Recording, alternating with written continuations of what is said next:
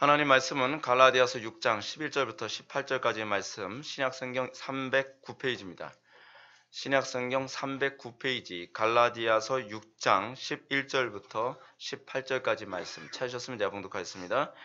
내 손으로 너희에게 이렇게 큰 글자로 쓴 것을 보라. 무릇 육체의 모양을 내려하는 자들이 억지로 너희에게 할례를 받게 하려 함은 그들이 그리스도의 십자가로 말미암아 박해를 면하려 한 뿐이라.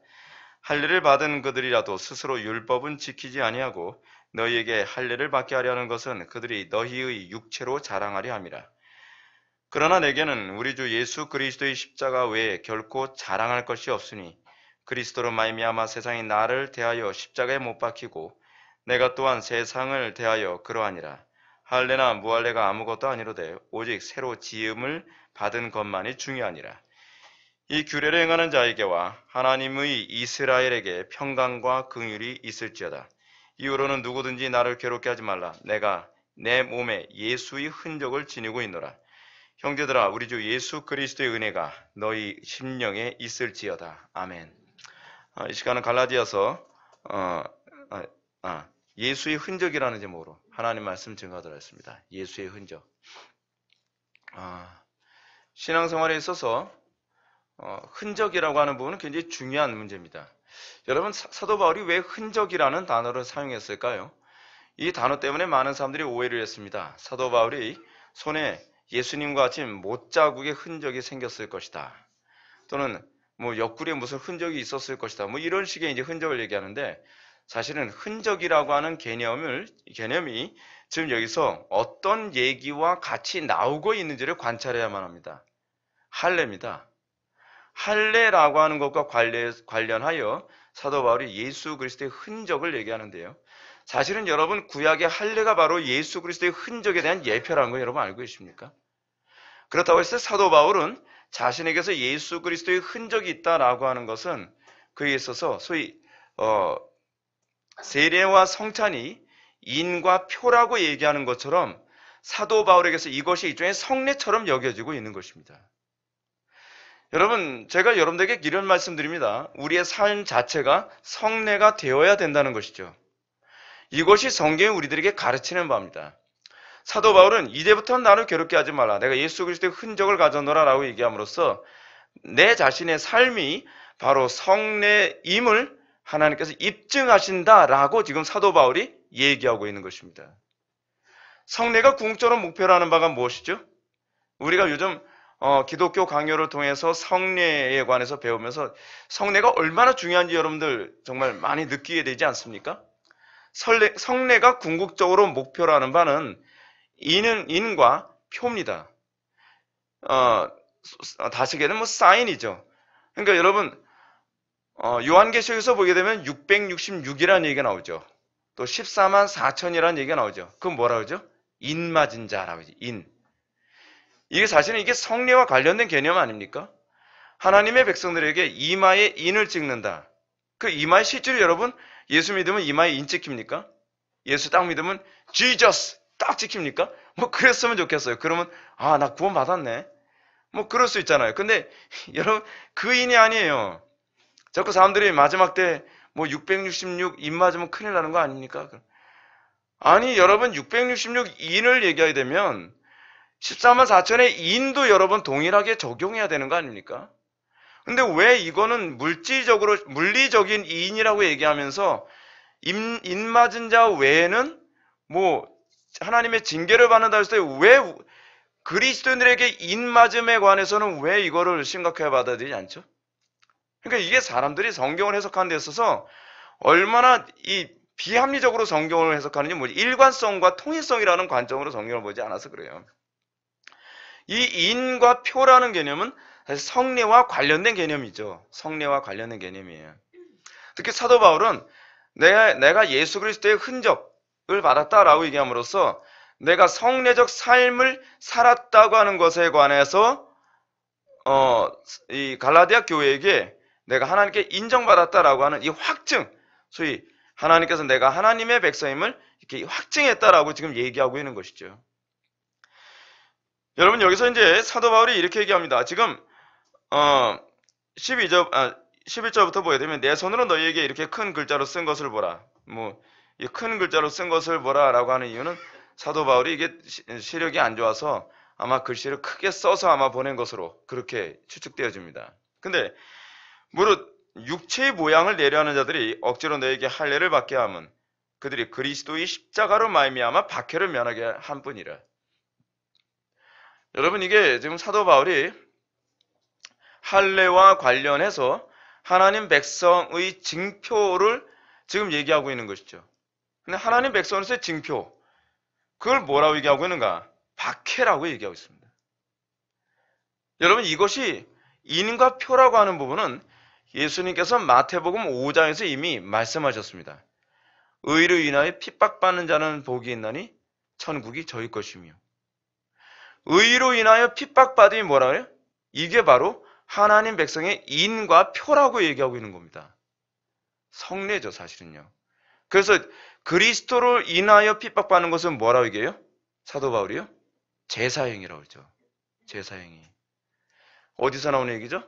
로마서 12장 1절에 나오는 얘기잖아요. 그러니까 우리가 예수 그리스도의 이름으로 말미암아 핍박받는 것, 예수 그리스도의 이름으로 말미암아 고난받는 것. 근데 예수 그리스도의 이름으로 말미암아 핍박받고 고난받는 것을 지금 12절에 나오는 이 사람들은 어떻다고 얘기하냐면 이걸 면하게 하려고 어떻게 해요? 이걸 교묘하게 피해가고 있다는 겁니다. 근데 이걸 교묘하게 피해감으로써 하나님 백성다움이 나타나지 않으니까 여기에 무엇으로 이걸 자꾸 거치장하려고 하냐면 육신의 할례를 받게 함으로써 육체의 모양만 내려가고 있다는 거예요. 그러니까 잘 보세요. 이걸 오늘날 이 시대 교회에 그대로 적용해서 한번 생각해 봅시다. 오늘날 이 시대 교회는 자꾸 어떤 식이냐면 실제로 그리스도인다운 표와 인이 나타나지 않죠. 요즘 그리스도인들이. 의로 인하여 핍박받습니까? 요즘 그리스도인들? 예수 그리스도의 이름으로 능욕받습니까? 예수 그리스도의 이름 때문에 손해봅니까? 예수 그리스도 때문에 여러분 괴로움 당합니까? 안 당하죠. 근데 무엇으로 그걸 자꾸 확증을 하냐면 영접기도 같은 거 있잖아요. 나 영접기도 했으니까 나 구원받은 거 아닌가? 나 주일성수 열심히 했으니까 구원받은 거 아닌가? 그렇지 않으면 내가 기도생활 열심히 했으니까 나 구원받은 거 아닌가? 여러분 이게 핍박은 아니잖아요. 이건 여러분 신앙 없어도 할 수 있는 거잖아요. 이걸 뭐라 하죠? 율법주의라고 하죠. 율법주의. 율법주의라고 하는 것은 소위 종교적 행위로 내가 그리스도인처럼 보이려고 하는 거죠. 그래서 이렇게 종교적 행위로만 내가 하나님의 언약 백성인 것처럼 보이려고 하는 행위에 대하여 예수님은 뭐라고 말씀하시냐면 소위 위선자라고 얘기하고 있어요. 히포크리테스, 연극하는 자, 그렇죠? 그러니까 이런 식으로 자기를 육체 모양, 육체 모양이라는 말을 공동번역에서 뭐라 하냐면 인간적인 거칠애라고 얘기하고 있어요. 인간적인 거칠애로 억지로 너에게 할례를 받게 하면 그들이 그리스도의 십자가로 말미암아 박해를 면하려 함이라. 즉 할례를 추구하는 목적이 결국 쉽게 신앙생활을 하려는 것을 지금 얘기하고 있는 거예요. 고난 없이 그리스도인이라고 하는 표를 자꾸 얻으려고 하는 거. 오늘날 우리 그런 거 되게 많지 않습니까? 하나님 말씀을 정확하게 사는 거 그렇게 안 해도 내가 그리스도인이라는 확증을 얻을 수 없으니까 자꾸 뭐예요? 그래서 자꾸 선행 같은 거에도 관심 많이 갖는 거예요. 사회봉사 같은 거 많이 하는 거예요. 여러분 사회봉사 많이 해서 여러분 핍박받습니까? 아니죠. 사회봉사 많이 하고 구제 많이 하고 그러면 어때요? 칭찬받죠. 그래서 내가 그리스도인이라고 하는 뭔가 확증을 얻을 수 있는 것 같죠. 근데 여러분 그리스도인이라는 확증은요 도덕성을 찾는 게 아니에요. 그리스도인이라는 확증은 내가 정말 그리스도를 기쁘게 하느냐에 관한 문제예요. 사도 바울이 고린도 교회를 향해서 뭐라고 얘기하냐면 너희가 예수 그리스도를 믿을 때 고린도전서 5장에 나오는 얘기입니다. 너희가 그리스도를 기쁘게 하는 자가 되었다라고 얘기하고 있거든요. 여러분 우리가 예수 믿기 이전과 이후의 차이가 뭡니까? 제가 지난 주일 낮예배 때인가요? 오후예배 때 제가 여러분한테 이런 말씀 드렸죠.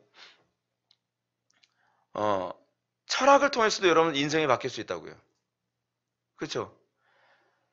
여러분 다른 종교 믿어도 여러분 인생 바뀔 수 있습니다. 여러분 불교에 들어가서 뭔가 득도로 해도 여러분 인생 바뀔 수 있습니다. 근데 인생이 바뀌었다고 해서 그것이 성리의 역사로 생각하지 말란 말이에요. 어떤 사람이 이단교에 가서 요즘 그것 때문에 한동안 이제 한국교회가 시끄러웠죠. 어떤 사람은 조폭이었는데 그 교회 다니면서 인생이 바뀌었다는 거예요. 어떤 사람은 도박꾼이었는데 그 교회 다니면서 인생이 바뀌었다는 거예요. 여러분, 우리는 거기서 대부분 현혹되죠. 거기서 많이 속아요. 야, 저 교회 갔더니 부부관계 굉장히 안 좋았는데 부부관계가 다 해결됐대. 저 교회 갔더니 인간 말종 같은 인간이 변화됐대. 우리는 요거만 보면서 야, 그 교회 뭔가 성령께서 역사하시는 것 같고 뭔가 살아있는 것 같다. 여러분, 사단도 여러분 얼마든지 그럴 수 있다는 거 여러분 알고 계십니까? 제가 웬만하면 이거 인용 잘 안 하려고 하는데 너무 적절한 얘기를 했기 때문에 제가 인용을 하는 거예요. 제가 그렇다고 그 사람 추종하는 거 아닙니다. 제가 언젠가 한번 이거 한번 인용했다가 어떤 분이 목사님 저 그렇게 안 봤는데 목사님 C.S. 루이스 추종하시나요? 아니 여러분 그 사람이 많은 소리 했으면 또 인용할 수도 있는 거 아니에요. 근데 그 사람이 무슨 소리 했냐면 사단은 저 사람을 지옥으로 인도만 할 수 있다면 얼마든지 도덕적인 사람으로도 만들 수 있다고 얘기했거든요. 그건 맞는 얘기예요, 여러분. 여러분, 우리가 정말 예수를 믿었다라고 하는 것을 규정할 수 있는 가장 유일한 근거는 뭐냐면 그가 그리스도를 사랑하게 됐느냐예요. 그리스도를 기쁘게 하는 인생이 되느냐예요. 소위 회개라는 게 뭐죠? 회개라고 하는 것은 그 방향이 그리스도께로 향했다는 거거든요. 근데 인생이 바뀌었는데 어떤 사람은 옛날에 재물을 숭배하던 사람이 명예를 숭배하는 사람으로 바뀔 수도 있어요. 또는 성공을 숭배하던 사람이 그렇지 않으면 종교적 열심에 빠질 수도 있어요. 여러분, 그걸 우리는 회개라고 얘기하지 않죠. 그것을 중생이라고 얘기하지 않아요. 중생이라고 하는 것은요, 오로지 내가 그리스도를 통하여 하나님께만 헌신되게 됐다. 소위 방향이 그리스도께 향했을 때라야만 그 변화된 인생이 진짜 성령에 의해서 변화됐다라고 규정할 수 있는 거예요. 변화된 것에 초점 맞추면 곤란해요. 너무 우리는 무턱대고 대충대충이죠. 대충대충 하다 보니까 어떻게 해요? 우리가 지난 시간에 우리 사도행전 강의에서도 그러잖아요. 사마리아 사람들이 변화됐대요. 여러분, 사마리아 사람들이 변화됐다고 해서 예루살렘 교회가 고지곳대로 믿질 않아요. 변화됐는데 방향이 어디로 변화됐다는 거야? 베드로하고 요한을 파송하죠. 확인해봐. 그리스도께로 딱 고정되고 방향이 바뀌었으면 제대로 믿었네. 그 다음에 이게 옳고 그름을 판단하는 거거든요. 근데 이 한국교회는 조심성이 없어가지고 변화됐다 그러면 무조건 저 사람이 은혜 받았고 중생했다고 생각해요. 아니에요. 그 문제가 아니에요. 이게 초점이 안 되니까 어떤 문제가 발생하냐 하면 정말 변화된 사람도요, 범죄 저지르면 저 사람 변화 안 됐다고 생각해요. 그것도 아니에요, 여러분. 다윗 같은 사람도 범죄 저지를 수 있어요. 근데 다윗이 그럼에도 불구하고 거듭난 사람이라고 우리가 보는 이유가 뭐예요? 그의 일평생에 그리스도를 향한 그 마음가짐의 변화가 없었기 때문이에요. 그거로 보는 거예요. 일관성을 보는 것이지 가끔가다 어쩌다 보면 범죄했다거나 그 문제가 아니죠. 근데 여기서 보게 되면 갈라디아 교회에 관한 문제점은 뭐라 하냐면 소위 거칠어로 율법을 추구하는데 그들은 뭐예요? 그리스도를 위해서 고난을 당하거나 십자가를 선택하진 않더라라고 얘기하는 겁니다. 여기서 이걸 보십시오. 소위 예수의 흔적, 십자가의 흔적이라는 것이 과연 뭘 얘기하는 걸까요? 이거는요, 고난을 감수하되 평안하고 영광스럽고 즐거울 때만 신앙생활을 하는 것이 아니라 고난이 되고 핍박이 오고 어려움이 있더라도 일관성 있게 그리스도를 향해서 나아가는 태도를 얘기하는 겁니다. 그래서 여러분 평안할 때는 이 사람이 신자인지 아닌지 잘 알 수가 없어요. 여러분들에게 어려움이 없을 때는 여러분들이 신앙인지 아닌지 이게 분별이 잘 안 된단 말이에요. 근데 여러분들에게 어려움이 닥칠 때 여러분들이 하나님의 말씀대로 사는 것 때문에 손해를 보고 하나님의 말씀대로 사는 것 때문에 사람들한테 미움을 받고 하나님의 말씀대로 사는 것 때문에 여러분들이 계속 괴로움을 당해도 그래도 순종하며 가겠느냐? 이거 질문하는 거예요. 이게 바로 마음의 할례 받음이거든요. 이게 바로 그리스도의 흔적이거든요. 여러분, 예수 믿는 것 때문에 박수 받을 때 여러분 누구나 못했어요. 단편의 예를 한번 들어봅시다. 예수님 복음 전했더니 수많은 사람들이 몰려와요. 수많은 사람들이 예수님을 따라와요. 그리고 막 예수님을 막 찬송하고 막 그래요. 여러분, 거기까지는 여러분 신앙이 없어도 다 할 수 있어요. 근데 이제 문제는 그것 때문에 계속 예수님처럼 핍박당하고 살해 위험당하고 어려움당하고 사도 바울이 그 얘기하잖아요. 내가 예수 그리스도로 인하여 어떻게 해요? 배고픔과 그리고 굶주림과 핍박과 외로움과 무슨 뭐 여러 가지 고통 다 당했다. 그런데 사도 바울의 일관성이 바뀌었나요? 그래도 그는 그리스도를 따름을 포기하지 않죠. 이걸 사도 바울이 십자가의 흔적이라고 얘기하는 거예요. 편할 때는 열심히 따라가는 것 같아요. 편할 때는 열심히 예수 잘 믿는 것 같아요. 근데 꼭 어려운 일만 생기면 딴짓하죠. 전 더 이상 못하겠어요. 현실적으로 안 돼요. 아니, 예수님 믿는데 어디 현실이 따라옵니까? 여러분, 예수 믿는다고 해서 여러분 형통하고 잘 됩니까? 그거 아니거든요. 지금 여기서 지금 그 얘기하고 있는 겁니다. 그래서 13절에 보면 할례를 받은 그들이라도 스스로 율법을 지키지 아니하고 너에게 할례를 받게 하는 것은 그들이 너의 육체로 자랑하게 하려 함이라. 넘어갑시다. 그러나 내게는 우리 주 예수 그리스도의 십자가 외에는 결코 자랑할 것이 없나니. 지금 두 개의 자랑을 지금 대조하고 있습니다. 지금 이 율법주의자들은 뭐라고 얘기하냐면 그들이 너희 육체로 자랑하려 함이라 라고 얘기합니다. 무슨 얘기냐면 자기들의 거짓된 교리를 정당화하고 추종자들을 많이 거느리고 있다는 것으로 자랑을 삼고 있는 거예요. 잘 보세요. 꼭 이런 거와 같죠. 그분들한테 핍박받지 않고 고난받지 않고 손해보지 않도록 사람들한테 다른 예수, 다른 복음을 전했어요. 그죠? 그랬더니 수많은 사람들이 한 3, 4년, 4, 5년 만에 수백 명, 수천 명이 또 수만 명이 몰려들었어요. 그러면 이거로 정당화하는 거죠. 정당화하는 거예요. 그게 바울 시대에도 그랬어요. 바울 시대에도요. 지금만 그런 게 아니에요. 사도 바울 보고 뭐라 하냐면 그래 잘났다 너 잘났다. 근데 너 그렇게 해서 추종자 얼마나 얻었는데 나 봐. 네가 나를 비난하지만 육체 할례 얘기하면서 이거 따르면서 오는 사람 얼마나 많은지 몰라. 그럼 이거 성리의 역사 아니야? 요즘에 흔히 많이 하는 얘기 아닙니까? 똑같죠. 얼마나 똑같이 얘기하는지 몰라요. 지금 이런 식으로 얘기하는 거예요. 근데 사도 바울이 뭐라 얘기해? 너희들이 아무리 그런다 할지라도 너희들은 너희들의 추종자를 자랑할지 모르지만 나는 십자가를 자랑한다 야 라고 얘기하고 있어요. 이게 기독교예요. 이게 기독교. 오늘날 우리는 너무나 보편적으로 숫자를 자랑하고 그리고 스케일을 자랑하는 시대에 살고 있죠. 의리의리한 예배당, 좋은 차, 그리고 명성. 우리는 그거로 자랑을 하죠. 근데 바울은 내게는 우리 주 예수 그리스도의 십자가 외에는 자랑할 것이 없나니 그리스도로 말미암아 세상이 나를 대하여 십자가에 못 박히고 내가 또한 세상에 대하여 그러하니라. 영적 할례를 자랑하고 있는 것입니다.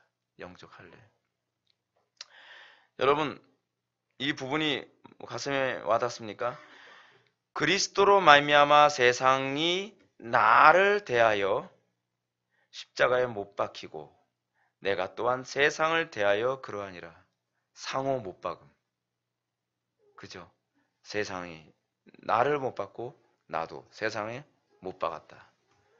그 세상과 결별하는 거죠. 세상과 타협하지 않는 것입니다. 여러분 우리는 어떻습니까? 우리는 이렇게 십자가를 짐으로 구별됨을 자랑으로 여길 수 있나요? 외롭죠. 외롭죠. 사도 바울뿐만 아니라 우리의 신앙의 선배들은 이렇게 살아가는 것으로 말미암아 점점 더 외로워졌죠. 예레미야 얼마나 외로웠습니까? 선지자 이사야 얼마나 외로웠죠? 아모스 선지자 얼마나 외로웠습니까? 엘리야? 굉장히 외로웠죠. 엘리야가 너무나 외롭고 너무나 고독해서 지치다 못해 나중에 어떻게 해요? 하나님께 나 좀 죽여주십시오. 나 좀 죽여주십시오. 바알과 아세라 선지자 850명과 그 엄청난 영적 전투를 치르고 난 다음에 그가 소위 영적 디프레스, 스피리추얼 디프레스에 빠진 다음에 그 엘리야가 하나님께 뭐라 얘기합니까? 나 죽여주세요. 나 괴로워서 못 견디겠어요. 힘들어서 못 살겠어요. 나 죽여주세요. 그게 바로 하나님의 백성들이 끊임없이 겪게 되어지는 삶의 모습 아닙니까? 사도 바울은 나 그거 자랑한다는 거예요. 우리가 정말 자랑할 수 있는 것이 이거이어야 됩니다. 왜냐? 예수 그리스도의 십자가란 하나님을 사랑하여 스스로 고난에 참여함을 말하기 때문에 그렇습니다.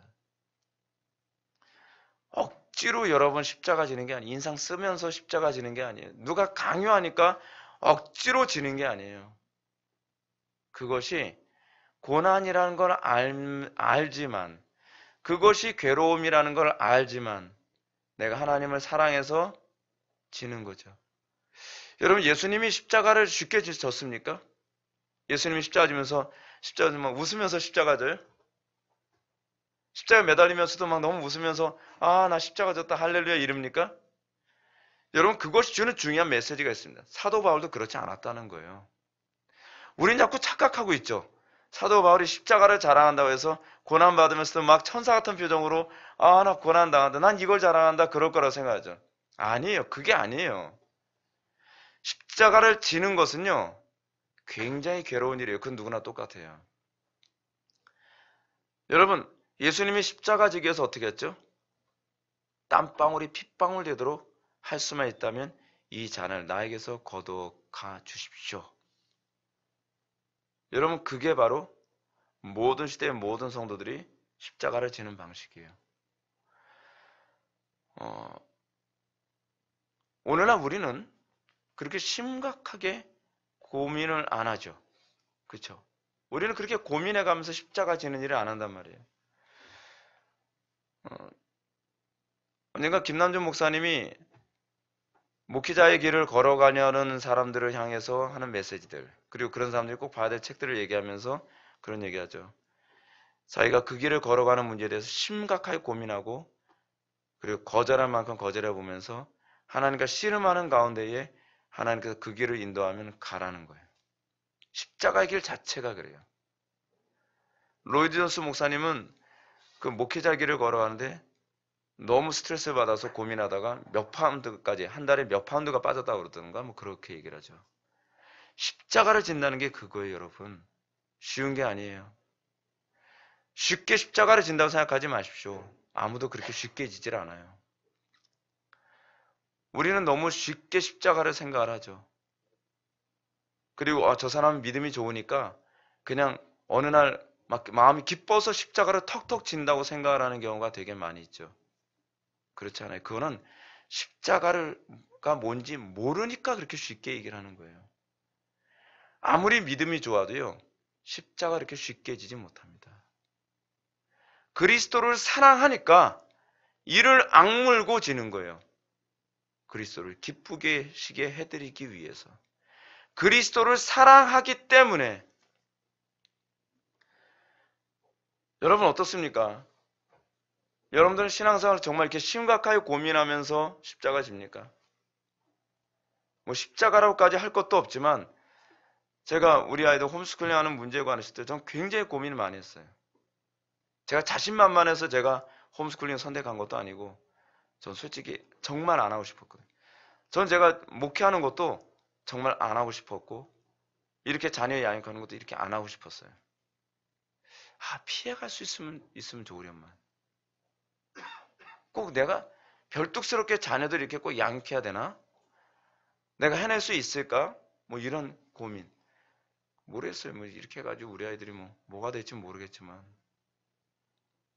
그 문제 아주 심각하게 고민하고 씨름하고 고민하고 씨름하고 하나님께서 나한테 힘 주시면 해볼게요. 그런데 난 내 힘으로는 자신 없어요.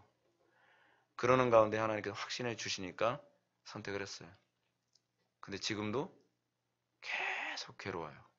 아, 만만치 않구나. 만만치 않구나. 십자가를 지는 거구나. 십자가를 지는 거구나. 여러분, 목회 이렇게 하는 거 참 쉽지 않아요.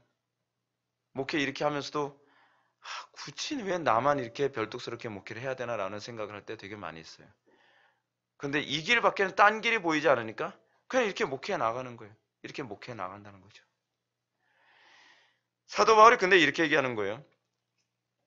내가 십자가를 지게 된 것이 내 힘이 아니라 하나님께서 인도하신 거라는 걸 확신한다는 거죠. 그게 바로 마음의 할례예요. 마음의 할례. 근데 여러분들은 이게 제가 이렇게 목회하는 게 얼마나 스트레스 되는지 여러분 잘 모르시죠? 원래 이거 설교도 인터넷에 올릴 생각을 안 했다가 하게 된 거거든요. 고민하고 기도하다가 그래, 이 한국교회가 이 지경인데 올려서 어떻게라도 조금이라도 좀 유익을 한번 끼쳐볼까? 틀림없어. 내가 설교가 길기 때문에 내 설교 듣는 사람이 별로 없을 거야. 그거를 위안놓고서 올렸는데 아니 지금 구독자가 1900명이 넘을 줄 누가 알았겠습니까? 지금 거의 이제 좀 있으면 2000명 될 것 같아요. 2000명 되면 우린 케이크 하나 더 잘라야 되나요?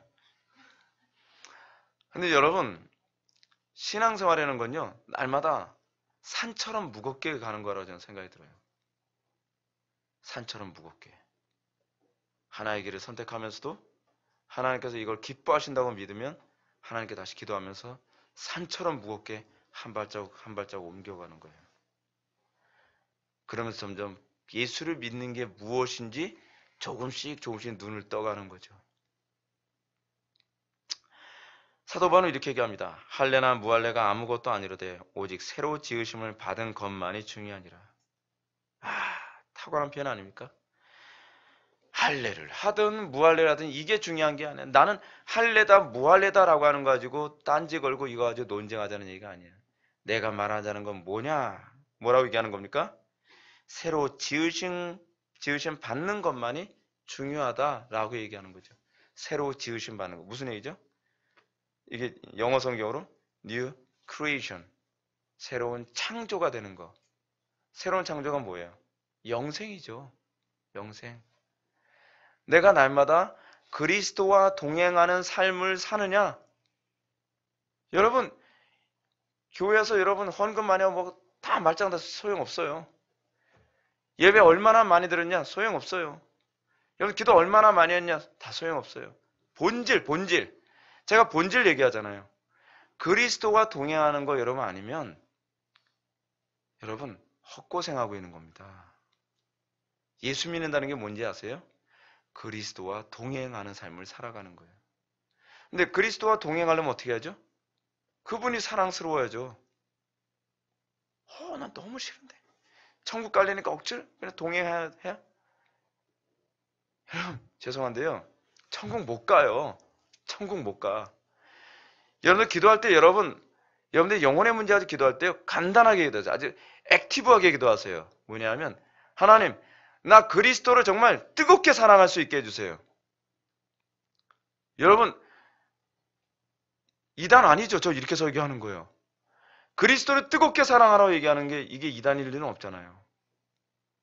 근데 왜 그리스도를 뜨겁게 사랑하라고 하는 설교를 하기 시작하면 왜 사방에서 이런 이메일이 날라오죠? 사람들이 저 예수 못 믿겠어요. 너무 힘들어서 못 믿겠어요. 그런 이메일이 막 날라와요. 막 카톡으로 날라오고. 제가 보기에는 사단이 신화하나 보다. 예수 믿는 건 간단해요. 그냥 그리스도를 뜨겁게 사랑하는 거예요. 그리스도를 뜨겁게 사랑함이 말씀을 사랑함으로 나타나는 것이죠. 그래서 바울이 고린도 전서인가요? 후서에서 그렇게 얘기하는 거죠. 고린도 후서 16장인가요? 고린도 후서가 16장이 없어요. 그럼 고린도 전서 16장이네. 고린도 전서 16장에서 그 얘기하는 거죠. 무릇 그리스도를 사랑하지 않은 자는 저주를 받을지어다. 이 저주받아라 그 소리가 아니라 이 표현은 그 당시에 수사학적 표현인데 그리스도를 사랑하지 않는 자는 구원받지 않았다라는 표현이에요. 예수 믿는 것에 아주 액티브한 삶의 핵심이 이거죠. 그리스도를 사랑함. 그리스도를 나의 인생의 전부로 여김.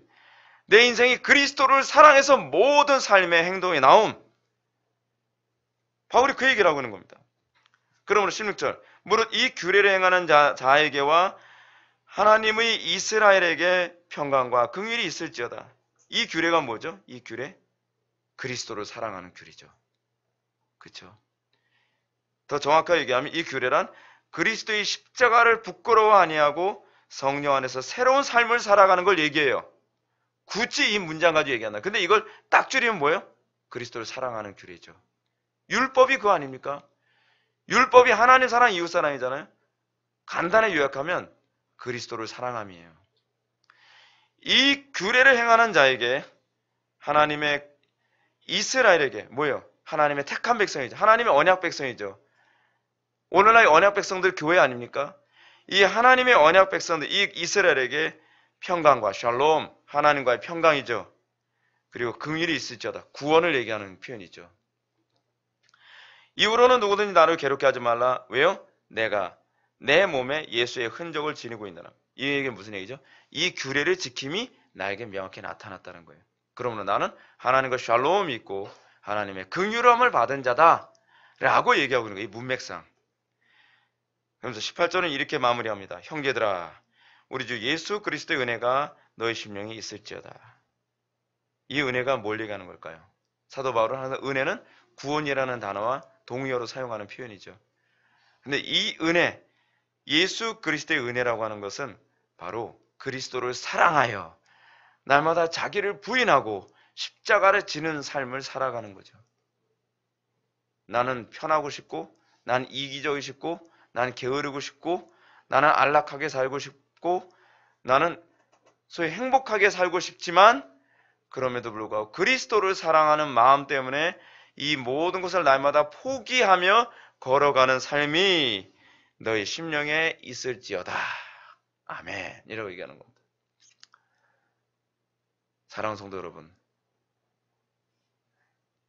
성경이 예언한 것처럼 우리가 사는 시대는 가장 어려운 시대, 인류 역사상 인류가 창조된 이래로 가장 어둡고 가장 어려우며 가장 힘든 시대에 우리가 살고 있습니다. 이건 여러분 인정하셔야 됩니다. 그렇다고 한다면 그런데 이 시대에 여러분들 끝까지 믿음 지키려면 어떻게 하겠습니까? 그리스도 안에서 죽는 자가 복이 있는 줄 믿으시기 바랍니다. 어떻게 하든지 여러분들이 마음 끝까지 믿음 지키는 방법은 딱 하나밖에 없습니다. 그리스도를 사랑하는 것. 그리스도를 사랑하는 마음이 없으면 믿음 못 지킵니다. 제가 요즘에 복음을 묵상하면서 내린 최종 결론은 그리스도를 사랑하는 거구나. 예수의 흔적. 무슨 흔적일까요? 내가 그리스도를 사랑했다는 삶의 흔적들을 얘기하는 거 아닐까요? 여러분 그 흔적 있나요? 내가 예수님을 사랑했기 때문에 내가 손해보고, 내가 예수님을 사랑했기 때문에 또 아골골짝 같은 데를 걷게 되어지고, 내가 예수님을 사랑하지 않으면 선택하지 않았을 것들이 여러분들 인생을 딱 뒤돌아봤을 때 그것들로 가득한가요? 아니면 여기에 나오는 육체 모양을 내려하는 자들처럼 예수님을 사랑하면 받을 수밖에 없는 그 박해를 피하기 위해서 편한 쪽, 쉬운 쪽, 안락한 쪽, 행복한 쪽 또는 이익이 되는 쪽만 요리조리 피해가면서 여러분 살지 않았나요? 여러분 분명하게 잘 점검하셔야 됩니다. 예수 그리스도를 사랑해서 받은 상처들, 예수 그리스도를 사랑했기 때문에 내가 입은 흔적들이 내 삶 속에 굵고 깊게 파일수록 여러분들은 바울처럼 하나님의 이스라엘에게 평강과 긍휼이 있을지어다 라고 하는 이 말을 여러분들은 받게 되고 여기서 여러분들 구원의 확신이 있게 될 것입니다. 구원의 확신은 굉장히 무겁게 우리에게 주는 겁니다. 가볍지 않습니다. 영접기도 한번 했다고 해서 오는 그런 구원의 확신이 아닙니다.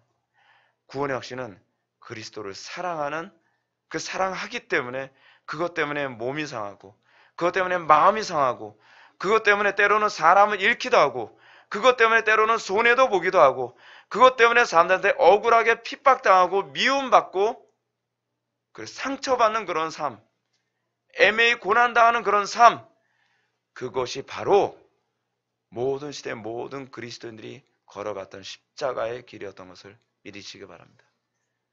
기도하시겠습니다. 사랑이 많으신 하나님, 우리가 십자가를 바로 알기를 원합니다. 예수의 흔적이 무엇인지를 더 정확하게 알기를 원합니다. 사랑하기 때문에 손해보고, 사랑했기 때문에 고통받고, 사랑하기 때문에 또한 괴롭당하고 손해봤던 그 흔적이 바로 예수의 흔적인 줄 압니다. 우리가 그 흔적을 자랑할 수 있는 믿음 허락하여 주옵소서. 이 마지막 때를 살아가면서 우리가 이전보다 더 그리스도를 뜨겁게 사랑함이 우리에게 나타나게 하여 주옵소서. 예수님의 거룩하신 이름으로 기도드립니다. 아멘.